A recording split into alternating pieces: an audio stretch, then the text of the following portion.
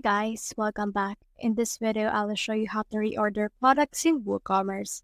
Let's get started. So I have in here my shop page and I have in here this sorting option.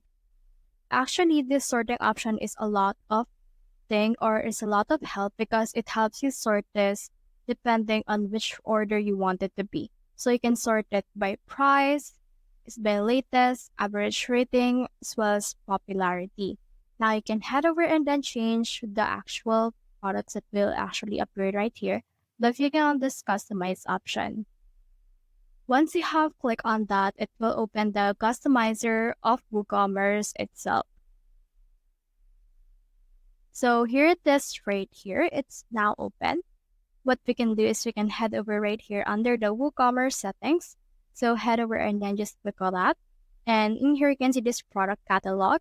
And you can enable it to change the default sorting. It can be custom ordering plus name, it can be popularity, average rating, most recent, or it can also be by price. So as you can see, I have sorted it by price and it will change what will appear right here.